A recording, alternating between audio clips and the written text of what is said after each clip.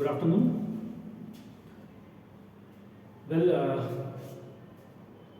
this is the next lecture of human resource management. In previous lecture, we have discussed the basic concepts plus the nature of human resource management.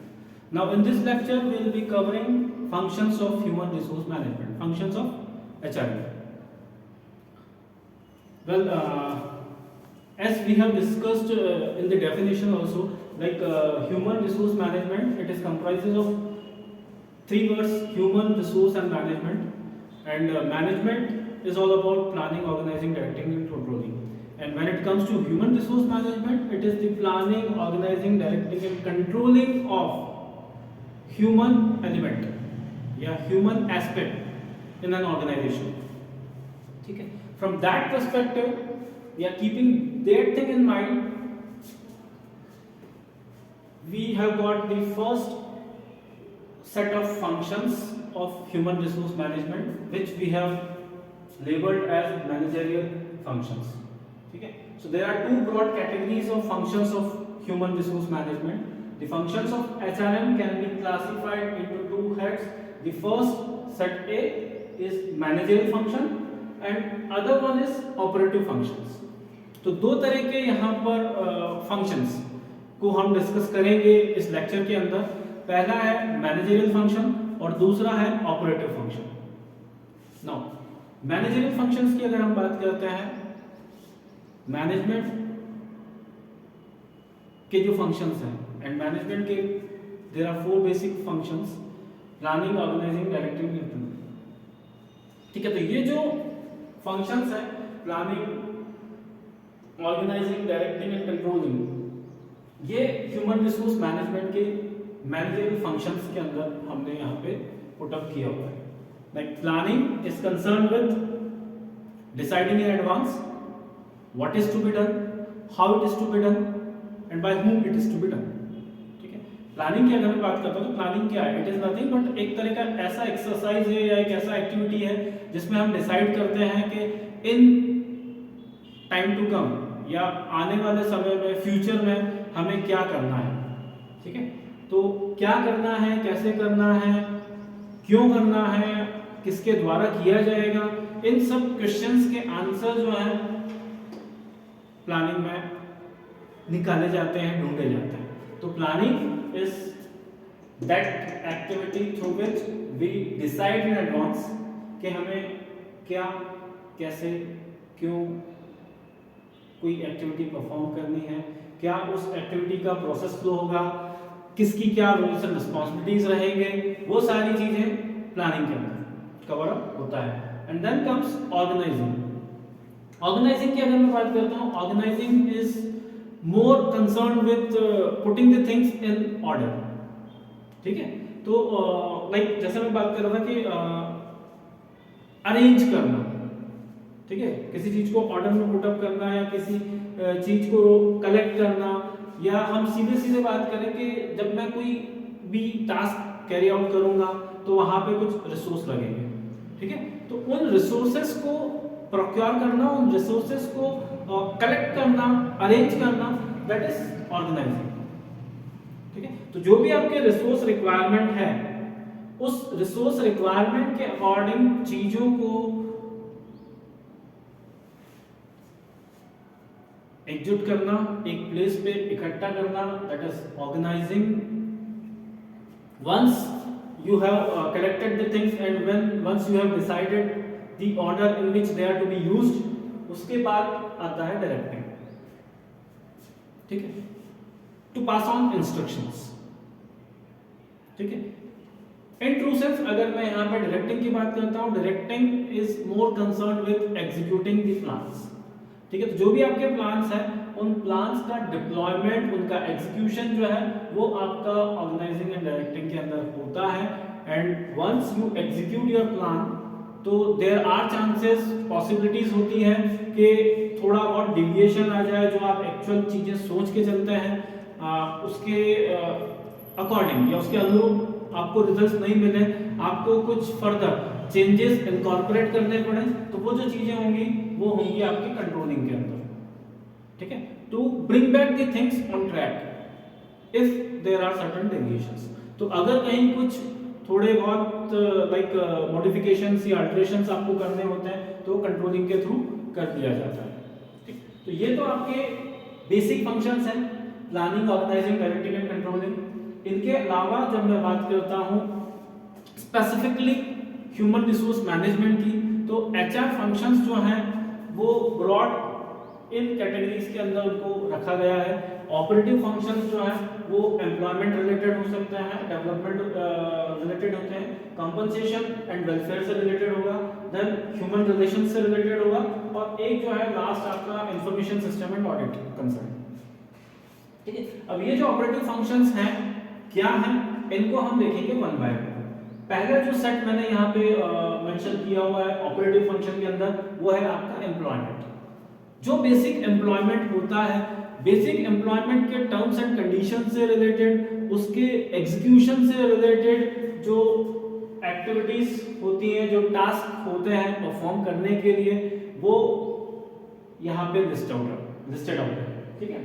Employment related पहला जो function है वो होता है आपका job analysis, JA, job analysis ना।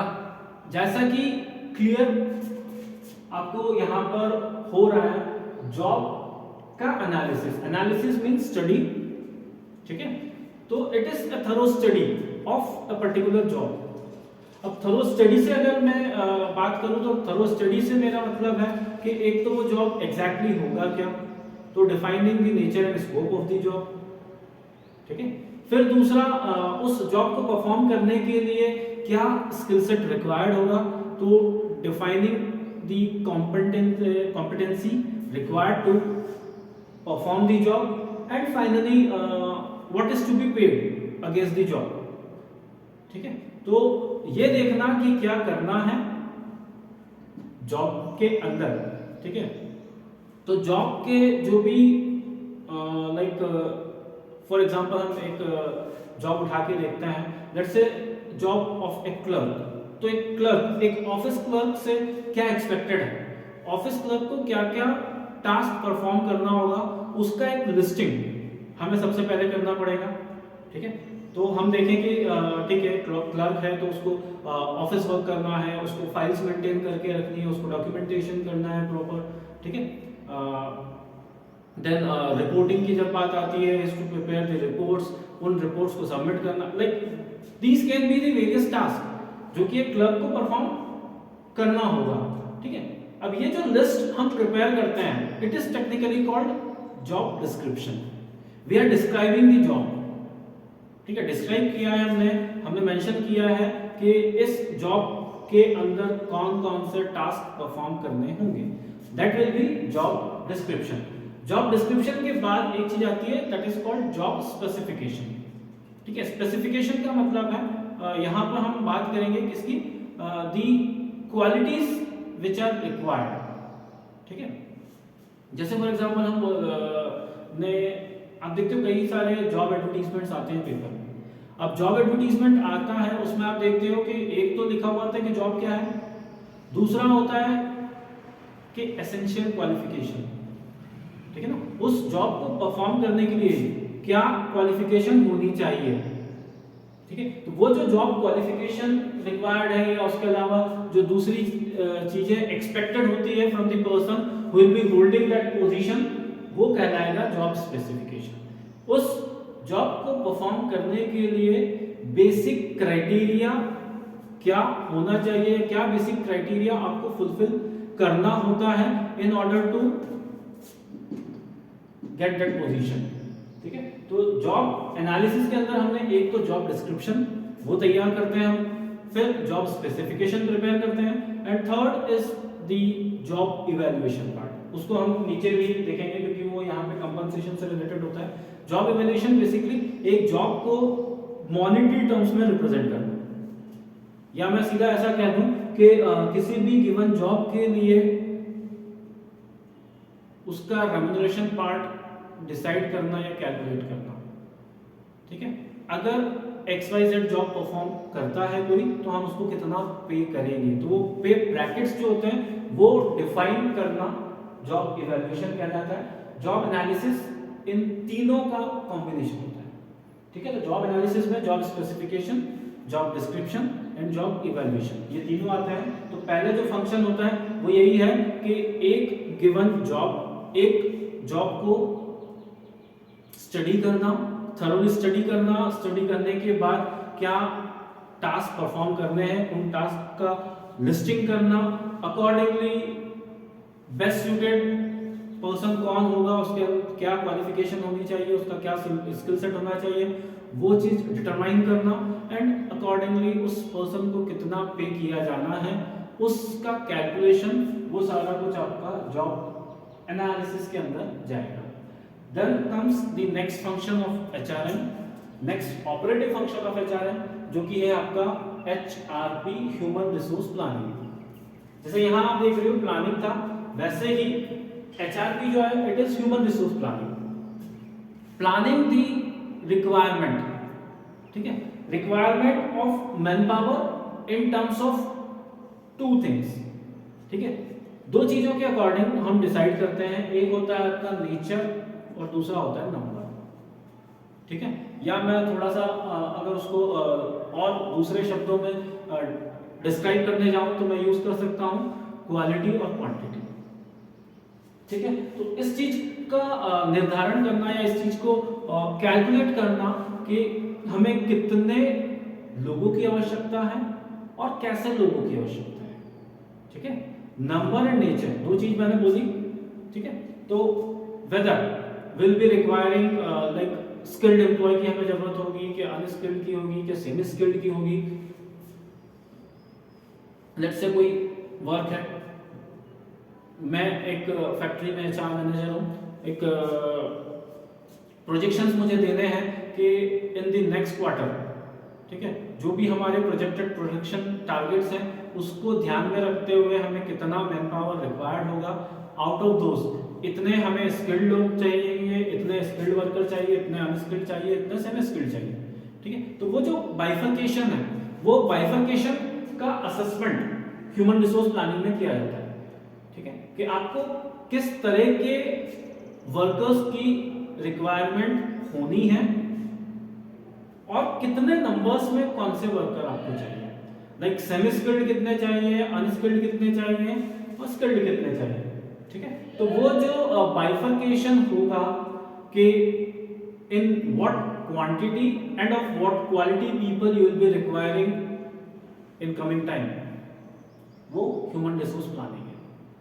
Deciding in advance the type and the total number of employees required in time to come, ठीक है। तो ये ह्यूमन रिसोर्स प्लानिंग है।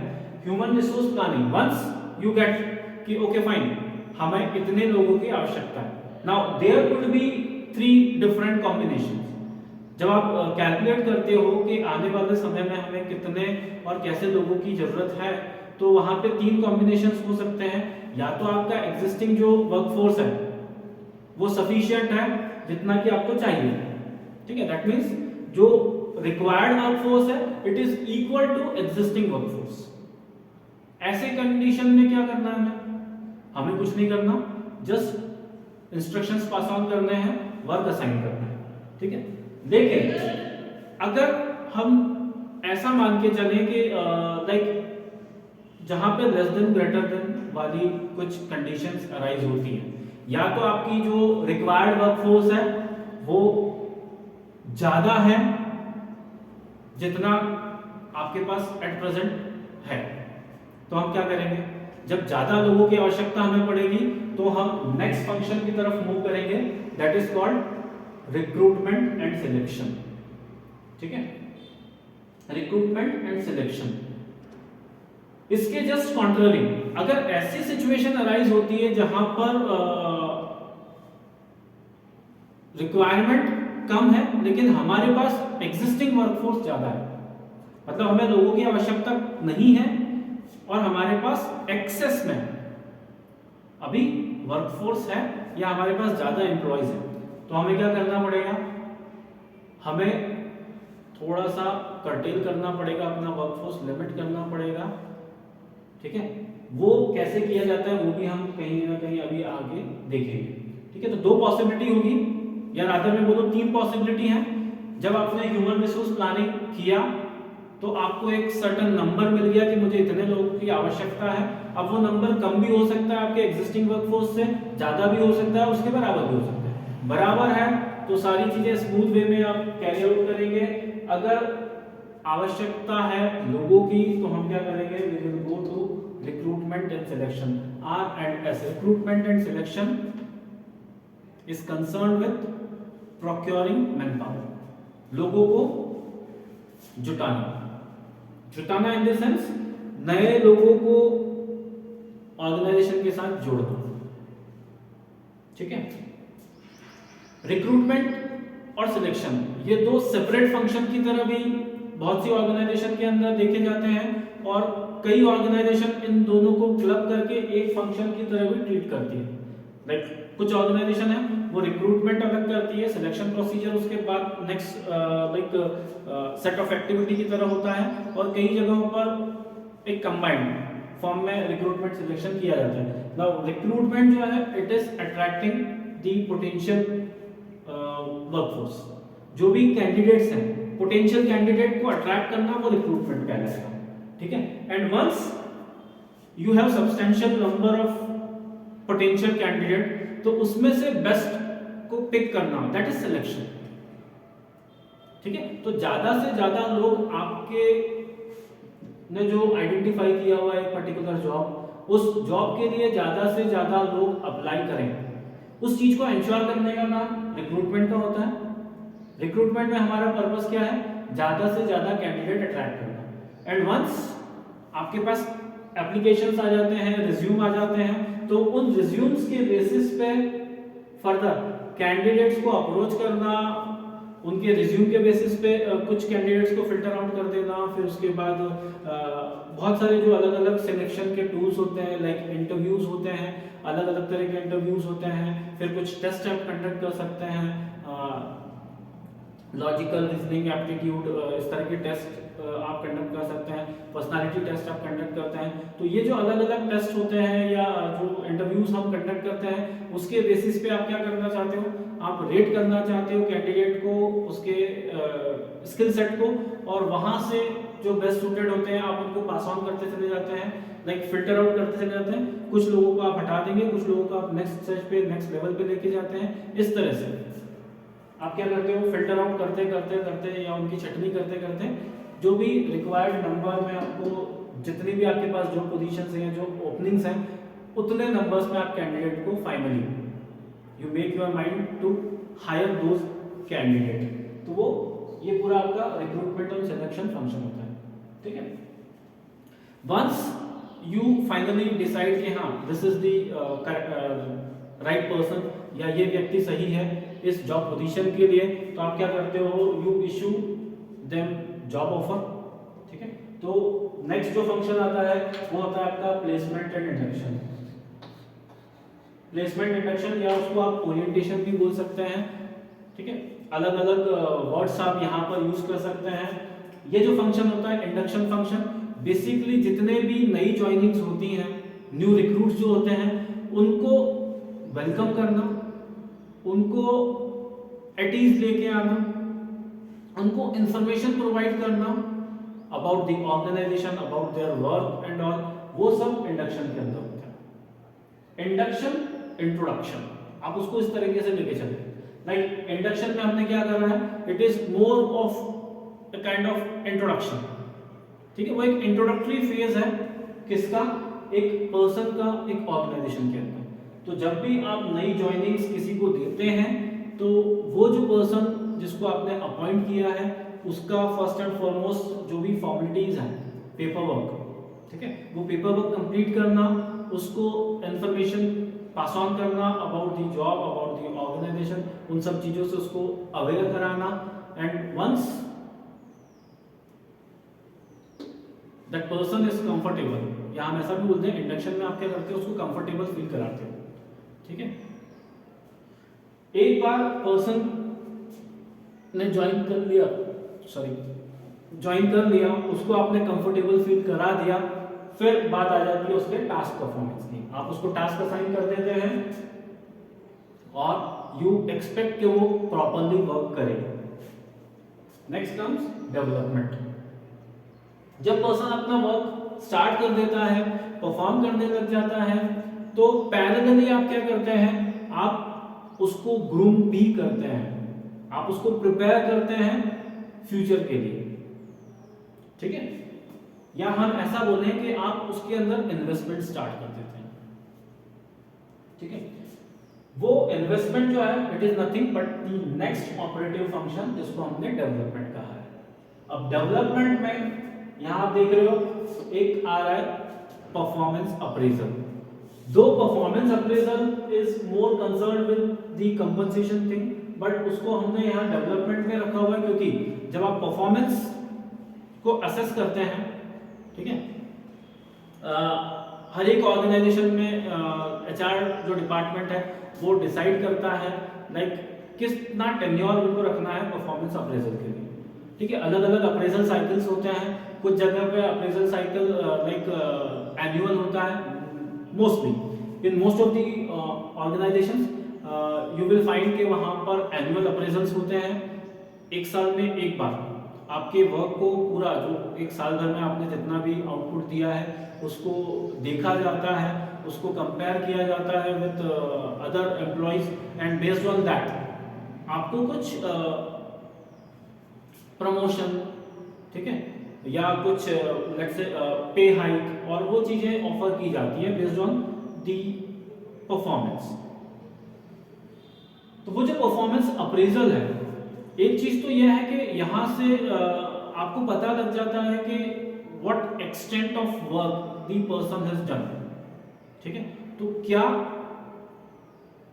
रेटिंग उसका रहा है, बेस्ड ऑन दी रेटिंग आपको एक चीज और पता लगती है कि आपको उसकी मिस्टेक्स वो समझ में आती है, किन एरियाज में there is scope for improvement आपको वो चीज समझ आ जाती है।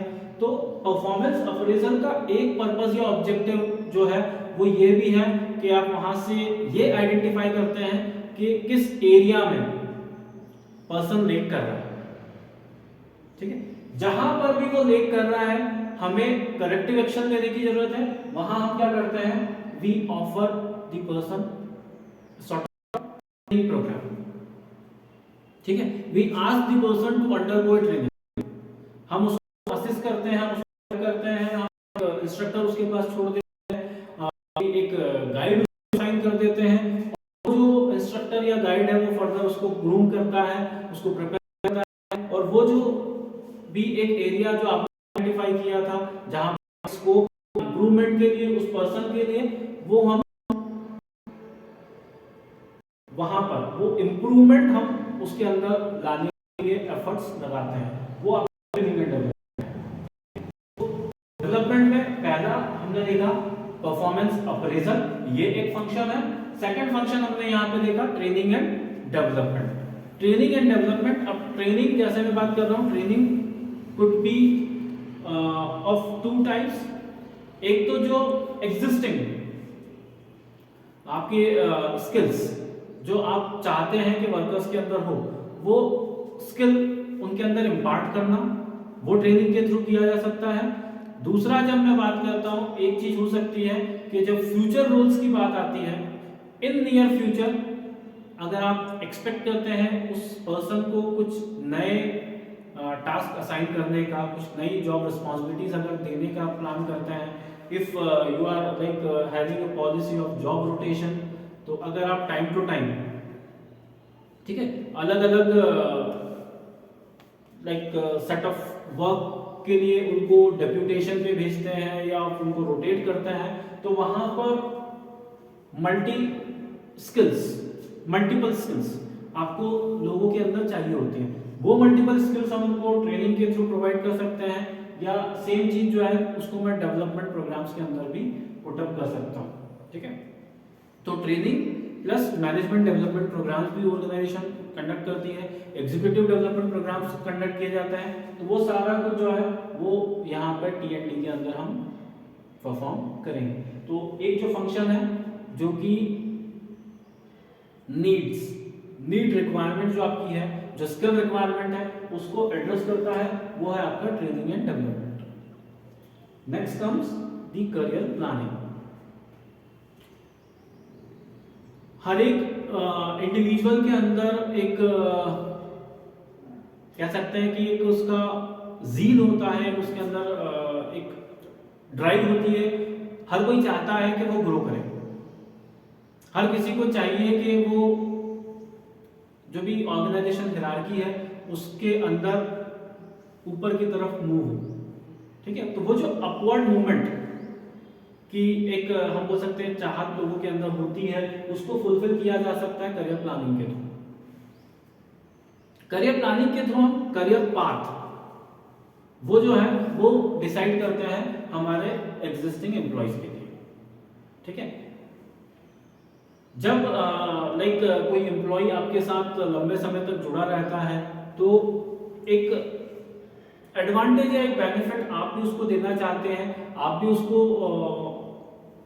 करियर पर्सपेक्टिव्स जो उसके हैं उसमें हेल्प करने की कोशिश करते हैं, ठीक है। चाहे वो डायरेक्ट एक हेल्प हो by providing the opportunity of promotion, या फिर कई बार आप देखते हो बहुत सी ऑर्गेनाइजेशंस जो हैं वो एजुकेशनल प्रोग्राम्स कुछ ऑफर करती हैं या सपोर्ट करती हैं, स्पॉन्सर करती हैं कैंडिडेट्स को कि वो कुछ लाइक स्टडी लीव्स दे दें, या आप उनको थोड़ा सा जो भी ऐसे कुछ प्रोग्राम्स हैं जो कि उनके रिज्यूमे को थोड़ा सा एनरिच करें, उसके प्रोफाइल को थोड़ा सा एनरिच करें। तो उस तरह के प्रोग्राम्स जो हैं you ask them to undergo such programs, और उसके थ्रू आप डिसाइड करते हो कि कितना एक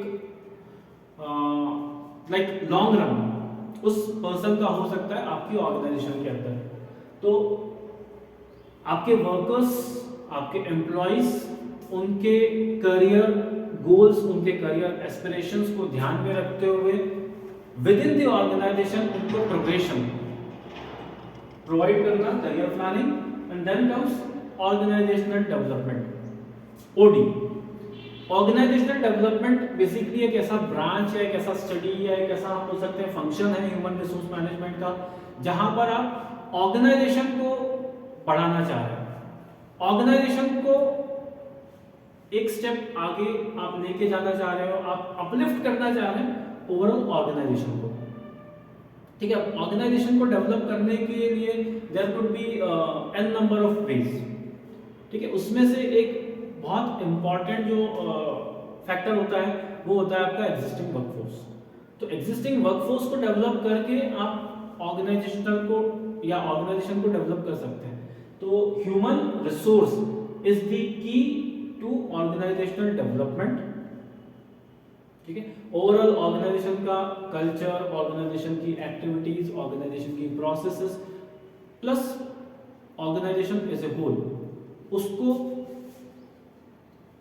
फर्दर एक लेवल ऊपर लेके जाना इज ऑर्गेनाइजेशनल डेवलपमेंट। नेक्स्ट जो एक फंक्शन है, ऑपरेटिव फंक्शन, वो है हमारा कंपनसेशन। कंपनसेशन बोल सकते हो आप, रेम्यूनरेशन बोल सकते हैं इस चीज को, या फिर हम रिवार्ड मैनेजमेंट के नाम से इसको जान सकते हैं, या सिंपल मेंटेनेंस भी बोला जाता है। तो अलग अलग टर्म्स आपको यहाँ पर यूज की जा सकती हैं, बट सब में जो बेसिक एक्टिविटीज परफॉर्म की जाएंगी वो है आपका पहला wage and salary administration, like monetary terms में क्या रिसीविंग्स एम्प्लॉइज की होनी है, ठीक है, वो चीज डिसाइड करना, लाइक उनका बेसिक कंपोनेंट क्या होगा, बेसिक पे क्या होगा, बेसिक पे के अलावा what extra they will be getting in the form of bonus, incentives, या और भी अगर मैं नॉन मॉनेटरी रिसीविंग्स की बात करूं तो जो भी पर्क्स और बाकी चीजें ऑफर की जा सकती हैं, उन सब का एक परफेक्ट मिक्स या परफेक्ट ब्लेंड में बोलूं प्रिपेयर करना, वो वेज एंड सैलरी एडमिनिस्ट्रेशन के अंदर किया जाता है, ठीक है। तो मॉनेटरी और नॉन मॉनेटरी रेम्यूनरेशन जो भी ऑफर किया जाना है उसको डिटरमाइन करना वेज एंड सैलरी एडमिनिस्ट्रेशन के अंदर आएगा। एक और चीज यहाँ पे देखी जा सकती है लाइक वेलफेयर एक्टिविटीज, ठीक है। तो एम्प्लॉयज के वेलफेयर को ध्यान में रखते हुए, उनकी सोशल सिक्योरिटी को ध्यान में रखते हुए what other facilities you can offer, वो भी यहाँ पर आप कंपनसेशन में देखते हैं। लाइक बहुत सी जगह पे यू विल बी सीइंग के मेंबरशिप्स होती हैं, ठीक है। अब मेंबरशिप किस चीज की, क्लब मेंबरशिप हो सकती है। बहुत सारी ऑर्गेनाइजेशन के अंदर you will get like gymnasium होता है, जिम होता है उनका अपना, लाइक स्पोर्ट्स फैसिलिटीज वो ऑफर करते हैं, तो एक स्पोर्ट्स क्लब जैसा कुछ होता है, ठीक है। तो इन सब चीजों की फ्री मेंबरशिप प्रोवाइड की जा सकती है। देन उसके अलावा यू विल फाइंड कि बहुत सी जगह पे इंश्योरेंस होता है, ग्रुप इंश्योरेंस, कंपनीज जो है वो इंश्योरेंस प्रोवाइड करती है वर्कर्स को। तो वो जो सारी चीजें हैं वो सोशल सिक्योरिटी एंड वेलफेयर के अंदर आएगी। साथ ही आपने यहाँ पे देखा हुआ है जेई, जॉब इवैल्यूएशन, जो हमने प्रीवियसली जॉब एनालिसिस के अंदर भी देखा था। जॉब इवैल्यूएशन जो है, job evaluation is nothing but it is the process जिसके थ्रू आप मॉनेटरी वर्थ कैलकुलेट करते हैं या डिटरमाइन करते हैं किसी भी गिवन जॉब के लिए। तो एक जॉब को मनी में या मनी के थ्रू मॉनेटरी टर्म्स में रिप्रेजेंट करना, वो जॉब इवैल्यूएशन, ठीक है। तो ये जो था wage salary administration, job evaluation, social security and welfare, ये आपका कंपनसेशन के अंदर आता है। नेक्स्ट जो एक फंक्शन है, operative function, that is human relations. Human resource management जो है it is more about maintaining cordial relations, ठीक है। Healthy relations, friendly relations exist करें ऑर्गेनाइजेशन के अंदर, प्रिवेल करें, वो एंश्योर करने का काम ह्यूमन रिसोर्स मैनेजमेंट का है। जैसे हमने पहले भी बोला था कि it is all about the human aspect या ह्यूमन कंपोनेंट ऑफ ऑर्गेनाइजेशन। तो वो जो ह्यूमन कंपोनेंट है उनके बीच में एक बेटर अंडरस्टैंडिंग रहे, बेटर अंडरस्टैंडिंग प्रिवेल करे, उस चीज को एंश्योर किया जाता है ह्यूमन रिलेशंस के थ्रू, या रादर इसको हम आईआर भी कह सकते हैं। इफ यू रिमेंबर, तो मैंने लाइक जो इंट्रोडक्टरी लेक्चर था वहां पर आप लोगों को बताया था कि देयर आर 3 फंडामेंटल पिलर्स या 3 डिफरेंट विंग्स, 3 एरियाज बताए थे मैंने आपके ह्यूमन रिसोर्स मैनेजमेंट के। उसमें एक था आपका आईआर, इंडस्ट्रियल रिलेशंस। वहां पे हमने देखा था इंडस्ट्रियल रिलेशंस जो है it is branch of study या it is a function of human resource management जो किसके साथ डील करता है, it deals with maintaining cordial relations with in and outside the organisation, ठीक है। ऑर्गेनाइजेशन के अंदर तो आपको इंश्योर करना ही है, आपको ये इंश्योर करके चलना है कि कम से कम स्ट्राइक्स हो, कम से कम डिस्प्यूट्स हो ऑर्गेनाइजेशन के अंदर, ठीक है, कम से कम डिसिप्लिनरी मैटर्स जो है वो ऑर्गेनाइजेशन के अंदर आए। तो वो चीज तो है। एट द सेम टाइम आप ये भी इंश्योर करते हो कि ऑर्गेनाइजेशन के बाहर भी आपके रिलेशंस अच्छे रहे, ठीक है। तो जो भी गवर्निंग एजेंसीज होती हैं, गवर्निंग बॉडीज होती हैं, उनके साथ या उनके दिए हुए जो इंस्ट्रक्शंस होते हैं, जो बायलॉज होते हैं, जो भी लाइक आपकी लीगल ऑब्लिगेशंस हैं, उन लीगल ऑब्लिगेशंस को फॉलो करना, वो सब इंडस्ट्रियल रिलेशंस इंश्योर करता है, ठीक है। तो गवर्नमेंट के साथ आपका रिलेशंस, दूसरे एम्प्लॉयर्स के साथ आपका जो रिलेशन है, प्लस आपका जो एग्जिस्टिंग वर्कफोर्स है या जो विद इन द ऑर्गेनाइजेशन जितने भी लोग हैं उनके साथ आपका रिलेशन, वो इंश्योर करता है आईआर। एंड लास्ट जो है that is the human resource information system, HRIS, और ऑडिट। देखिए जब भी आप कोई वर्क परफॉर्म करते हैं तो बहुत इंपॉर्टेंट होता है उस वर्क को रिव्यू करना। ह्यूमन रिसोर्स इंफॉर्मेशन सिस्टम जो है वो इंश्योर करता है प्रॉपर फ्लो ऑफ इंफॉर्मेशन। कौन से इंफॉर्मेशन? ह्यूमन रिसोर्स से रिलेटेड इंफॉर्मेशन या वर्कफोर्स से रिलेटेड इंफॉर्मेशन, ठीक है। आप देखते हो बहुत सारी जगह पर you are having like softwares होते हैं, सैप की हम बात करते हैं, ठीक है। तो सैप या दूसरे जो आपके सॉफ्टवेयर्स होते हैं जिनके through you will be getting access to the workforce.